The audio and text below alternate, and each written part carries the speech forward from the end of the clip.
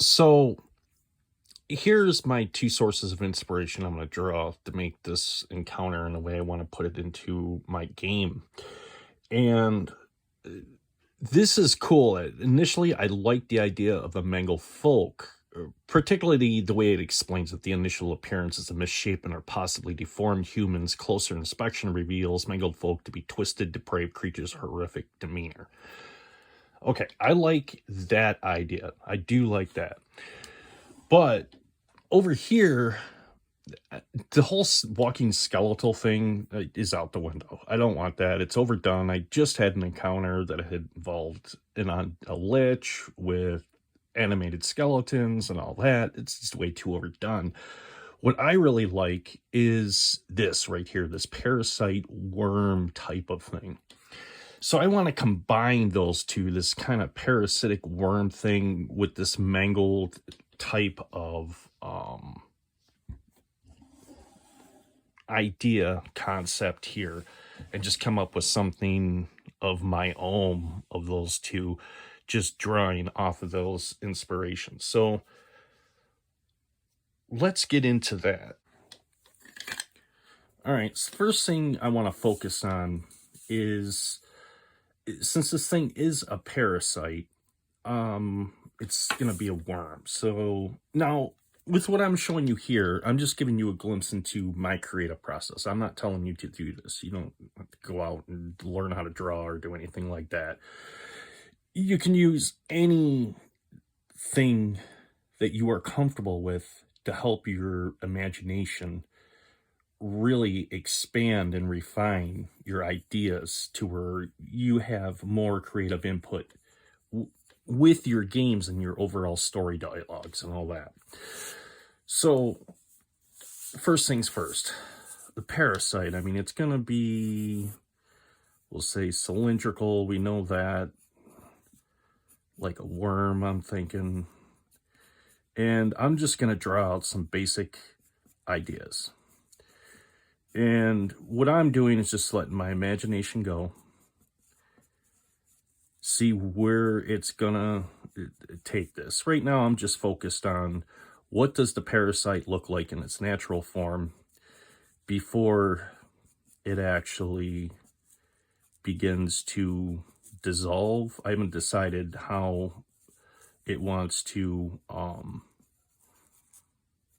utilize the human being. I mean, obviously, it's going to be using it for cover and camouflage amongst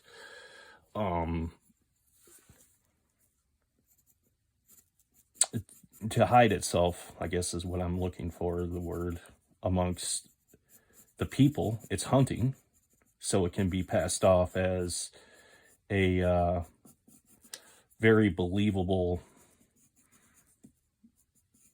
member of society, we'll say. They won't look too out of realm of suspicion. Okay. All right, so I got a basic overall shape. Now the next thing I got to decide, do I want to give this thing legs? Should the thing have legs? Well, the one thing I do like about the picture they show in this, the monster manual right here in the 3E one, was that it had these big pincher type of things. I do like that. I think I'm going to add those in. I like the whole idea of the pincher on the front. Now, it's a parasite, it worms. I think it's going to look freakier if it has some legs. So I'm just going to sporadically put some legs in just to make it look even more terrifying. Yeah.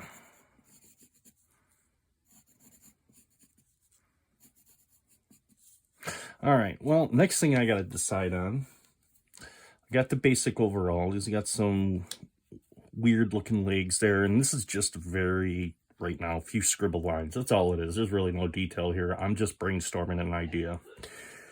Next thing I want to focus on and look at and just get an overall idea for the shape, I don't want to do anything finished, is the eye. And considering I got this circle already right there, I think I'm going to do a weird, maybe like comic type of looking eye type of ordeal there, like that. And then maybe we'll come in here, highlight these areas to show its underbelly. And then I got this tail section here. Maybe I'll just put like a couple of antennae or something like that back there to make it look a little freaky. Maybe just add another set of legs back there. Okay, it's kind of like centipede looking, but I want to make it more like a centipede is going to be more segmented and have far more legs. This is going to have less legs. It's not going to be so finely segmented, and it's going to be discolored and weird looking as the way I'm think if it was to be a parasite like I imagine, you know, how I would do it. So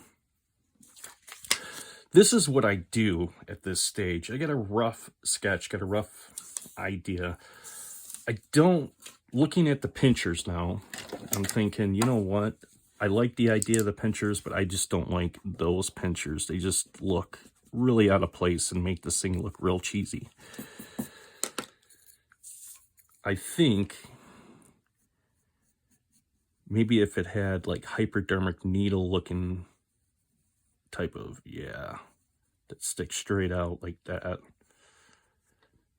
There we go. There we go. And then maybe I can put some hooks on the end of that to make it just look that much more revolting. I like that better. I think I'm liking this a lot better.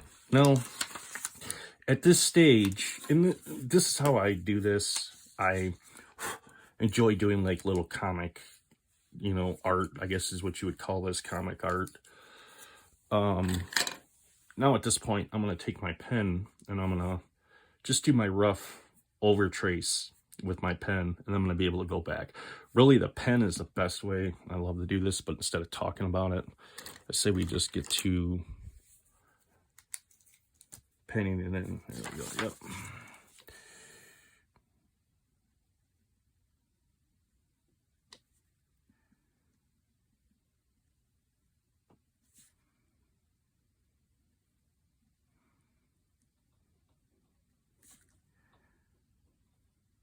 All right. Now, right now, I'm just focused on the outline. I'm not, at that point, worried about all these details in here, because this is just a rough idea.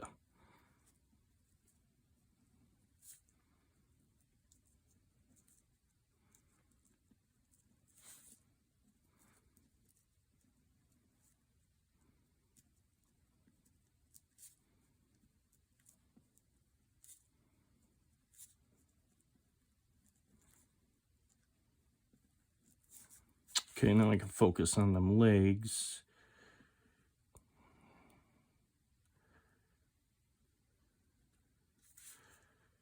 And I'm going to leave them kind of boxy so I can put more detail into them later on.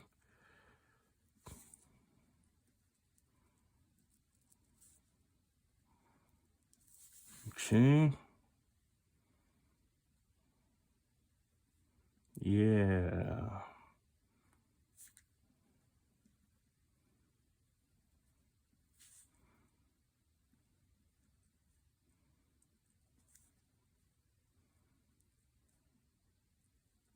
And keep it symmetrical. I got to have one leg there, so I'll put that out there so it looks symmetrical. Okay, so here's my basic idea. Nothing too glamorous, really. I forgot to actually fill that in. And I forgot to put this last leg here.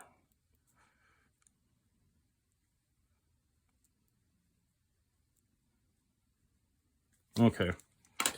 Now I'm at that, almost screwed myself there. Okay, now I got the eye in there. Now I'm going to go back over it with my eraser, and I'm just going to erase all of that crap, all of that was in there. And I can now get into really letting my imagination go wild on this thing. And I really do enjoy pens. Pens, I think, are just the absolute best when it comes for sketching and stuff like that. You just have so much more control over it.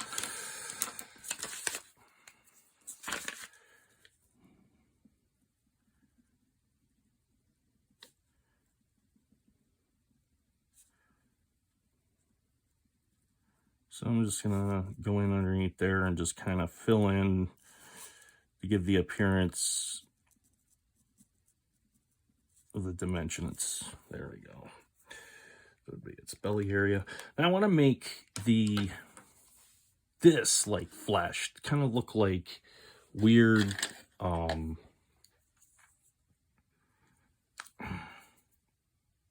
ooh, like it's explained in here, like mangled flesh and tendons and stuff like that.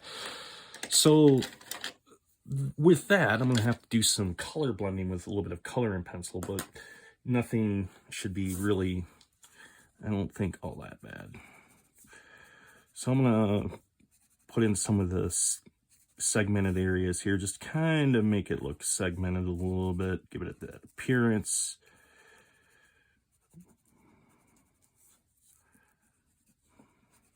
All right.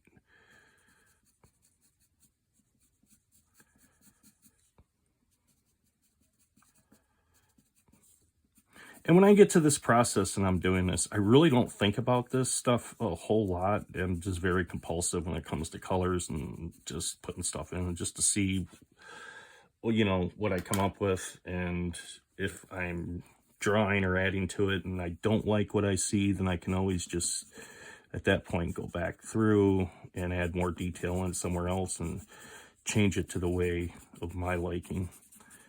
So, but like I said, the key is to get over the doubt.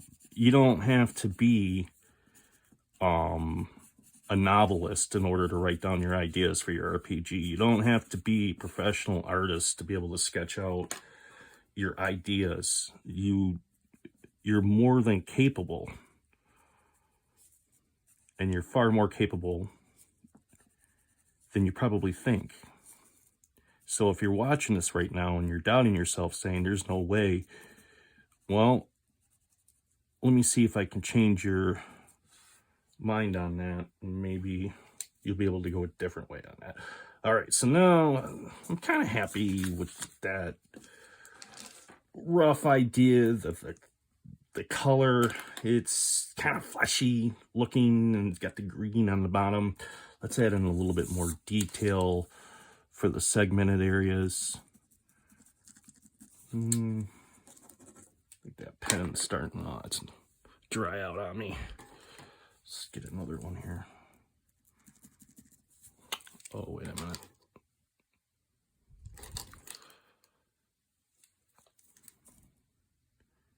There we go. So I'm just going to add in a little detail for the segmented areas here. Let's go over those, kind of highlight those for a moment.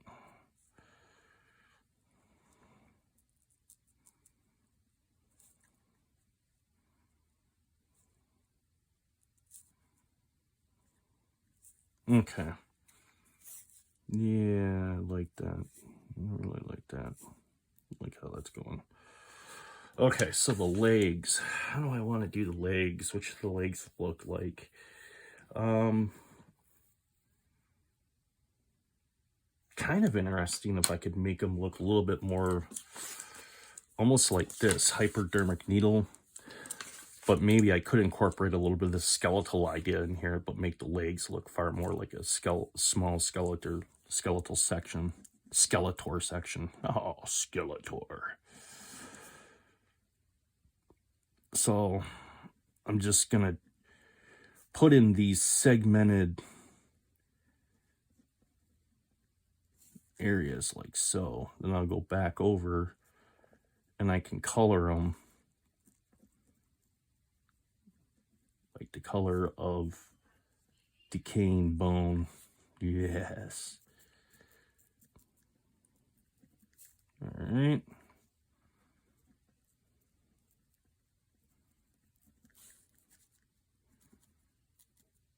And like I said, I'm very compulsive when it comes to this. I'm not, if I make a small mistake somewhere, big deal. I can go back later and I can blend that in. I'm just not, get out of your head worrying about making a mistake.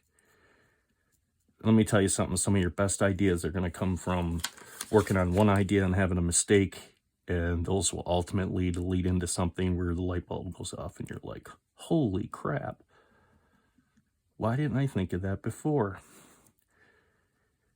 All right, draw this little bone kind of like structures there. Yeah, there we go.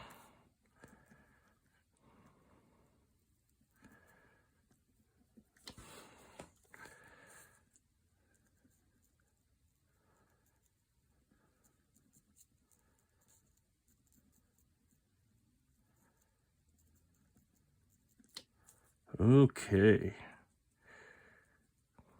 Almost getting to the point to where I can add some coloration into those legs and really kind of make it look like rotting bone. Okay, then I have these little, I think I'll just make those look like it's got a little bit of hair or something coming off of them like that. And then of course I have these hypodermic needle type of pincer right here. I'm just gonna fill that completely, darken that completely in with ink. And then I'm gonna go back over that and highlight that with some pencil. Okay. Now, the bone's gonna be pretty easy actually to put in there. If I start with this yellow pencil, really, there we go. Yeah.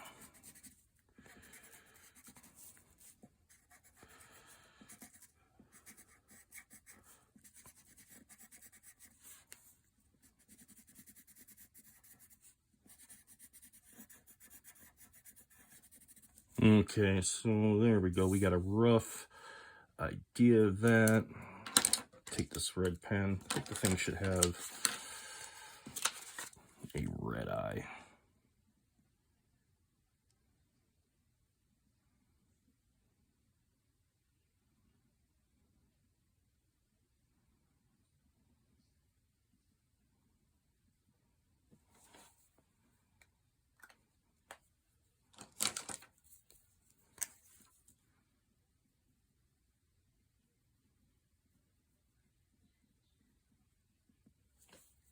There, make it look a little bit more insect-like.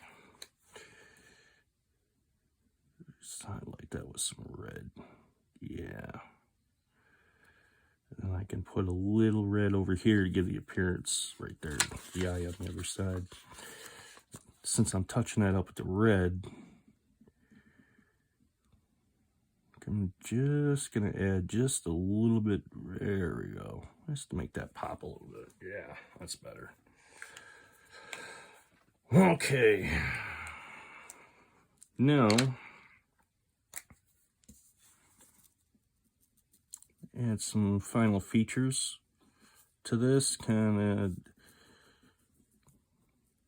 put in a little bit more detail.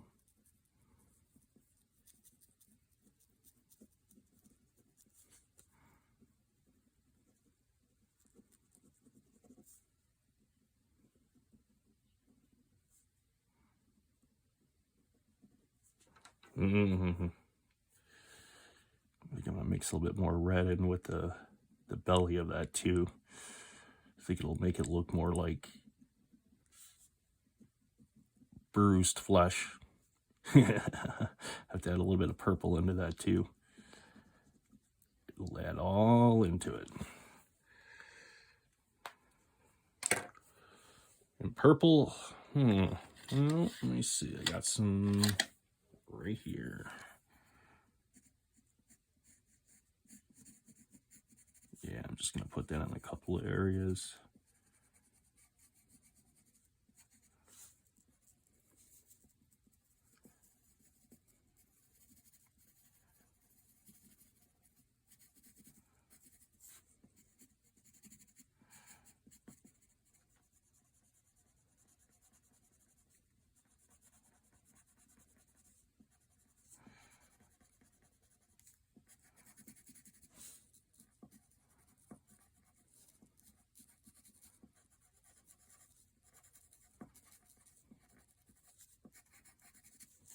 All right. Maybe I'll just make tip of that at purple too. Yeah, there we go. There we go. Quick, easy, simple, gives me a basic idea of what I'm dealing with. I always have a visual representation that I can go back to. You know, let's put some shadowing on them, make them look a little more authentic.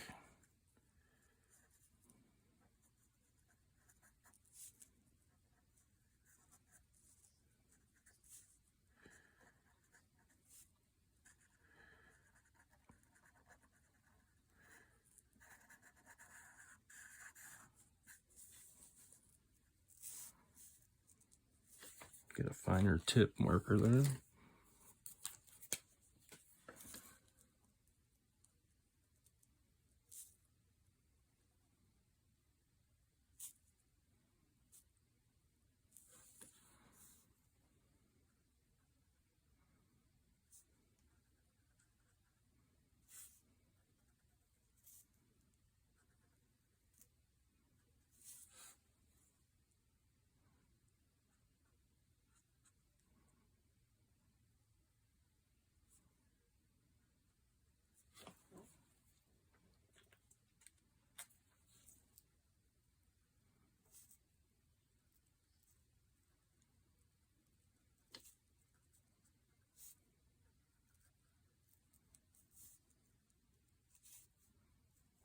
I think that ought to do it. It's just, it's coming up with a basic. So here's the parasite. And now I got to think of what I want to call it. And,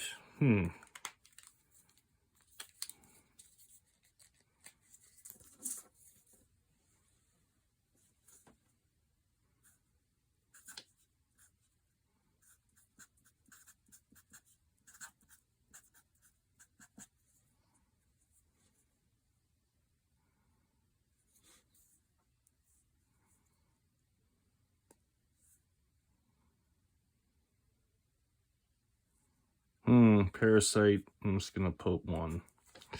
I'll leave it at that. And who knows, I might come up with a different idea. I might want to go into a different direction from there. But the concept's already here. I can always give it a name later on. But right now, I want to think of my base gaming values that I have for this parasite. And obviously, the first thing is with the game system I'm playing is, boom, the level. Level is important. Now, 3 will be your typical encounter. 4 is going to be stronger than that. 5 is going to be superhero-like. And then 6 is going to be, a god. We're playing with D6s here. So as far as this parasite goes, I think I'm going to go with a level 3. It'll make it not really overpowered, but I have to think of what are its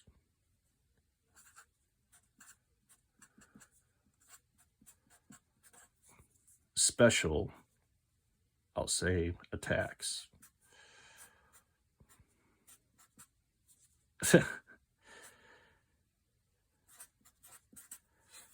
Well, let's think. What could the special attacks be?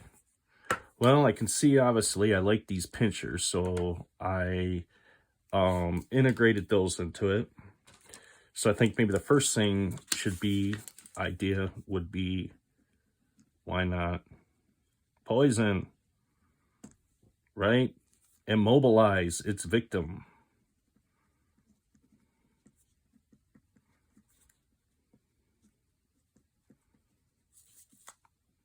I'm going to say save. Now, it's a level 3 creature. So, victim, save, 3. Okay. Well, that's one quality. It's got the pinchers. It can deliver poison. It can move around on its own legs. Like I said, I like the idea of the thing being able to move around, but I just didn't like it animated, having to animate corpses in a way to do it. But I did like the fact that it was able to take on gruesome other shapes or mimic its prey around it. So this is where, how am I going to explain that? What do I want to call that ability? I mean, I have poison here. Obviously, he attacks with his, but it immobilizes the victim. If the victim saves, it immobilizes. If not, then at that point, boom.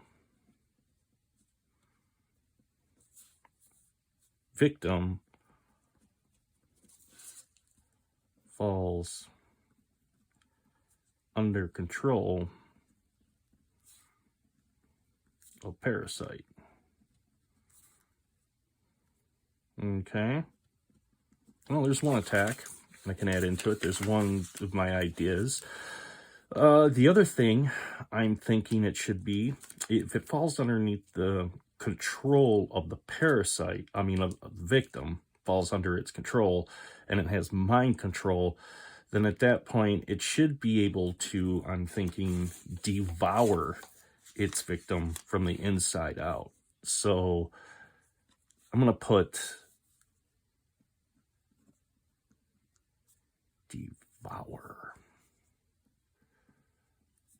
devour victim. Okay, devour victim. What do I mean by that? Well, I'm going to say save 3 versus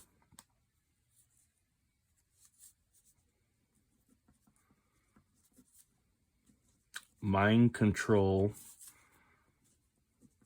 a parasite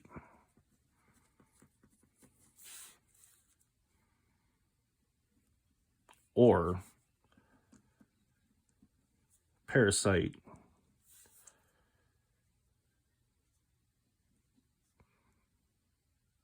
we'll say dissolves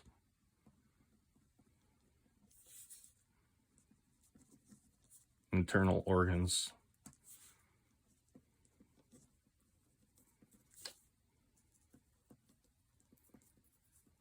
Wearing the victim's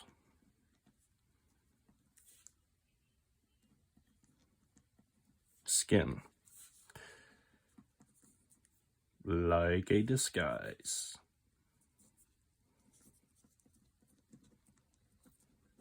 Okay.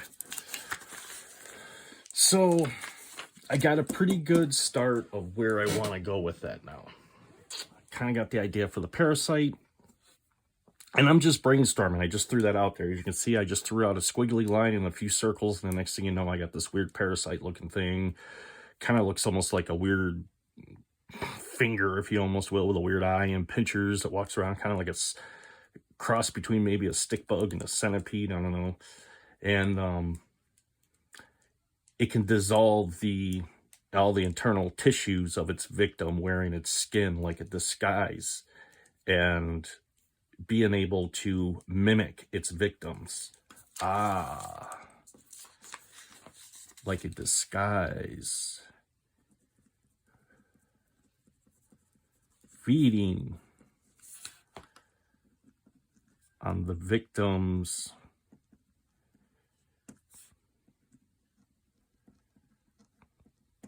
memories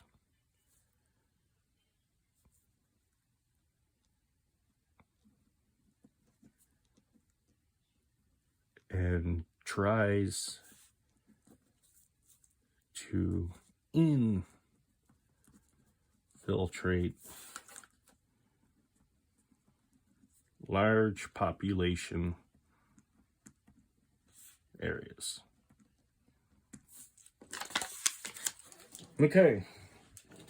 It kind of takes my, the idea of For Against Darkness, my little miniature game, having RPG um, ideas based behind it, use my imagination and being able to come up with an encounter to um, detail to the way that I want to do it in the next board, and just how simple it is to get a simplistic idea out there. Let your imagination run wild. Use other tools at your disposal that you have. And it doesn't have to be sketching. For me, it's sketching. For me, I can sit and do hundreds of these all day long, just drawing a few scribbly lines, filling it in, and coming up with something. And I'm just amazed to see when it's done what it looks like. But for you, it may be different. For you, it could be something completely different. It could be writing it down. It could be designing or writing a piece of music around it, or whatever it is that helps your imagination be able to really spark. Use that. Come up with ideas from your imagination and incorporate those into your game.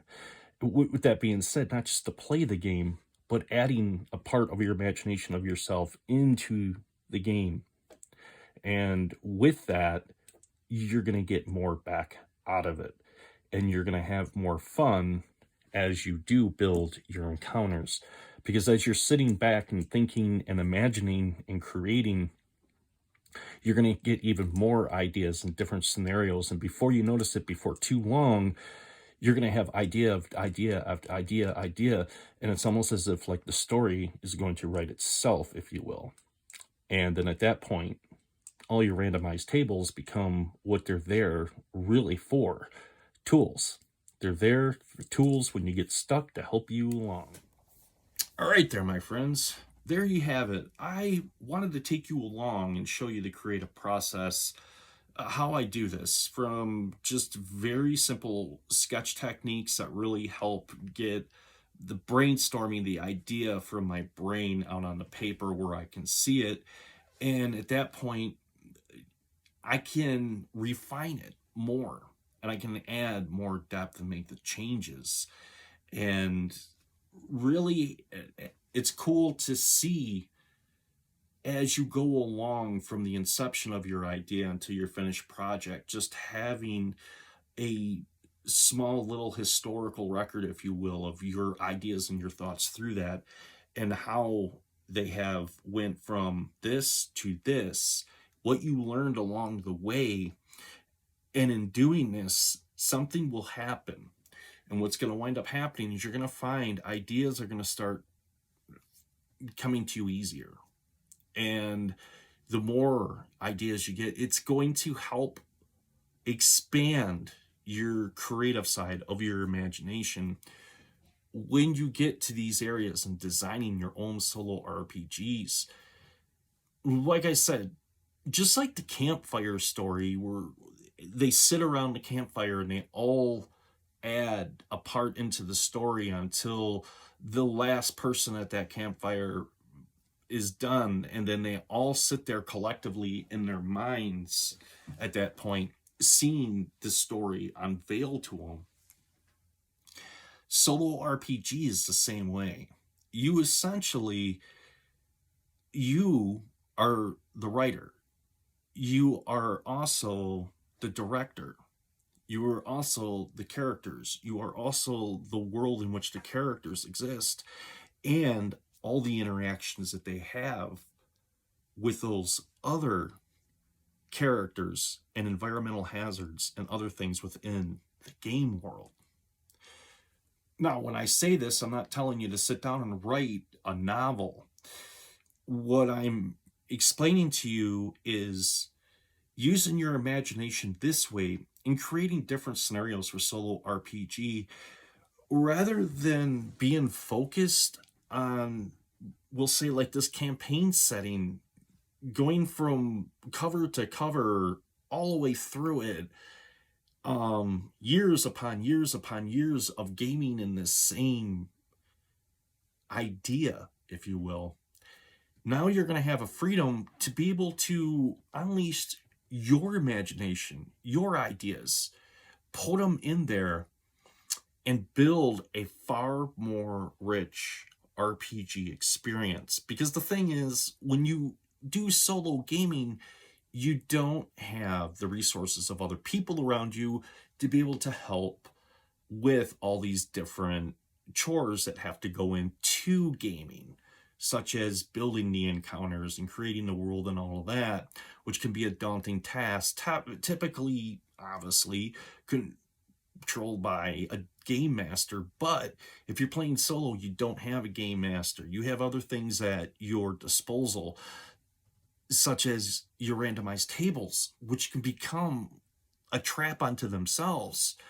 And as you can see, by brainstorming, using a creative way to get your ideas out, whether on paper to where you can look at them, or however you want to do that, just writing down the notes, a quick sketch or whatever, and then refining it even more. You're going to find more ideas are going to come to you more easily. And then before too long, you're going to find, like I say, when I play my RPGs, it's almost as if like the story writes itself, because there's so many ideas. As you look further in to your first conceptual idea you have of this scenario you're going to build, at that point, you want to refine it and add even far more details of the world, everything around it, inhabitants, NPCs, and everywhere else. And then it's at that point, these 4 archetypes of your characters that you have sat back and designed and put out there. Now it's at this point, you can see how those archetypes interact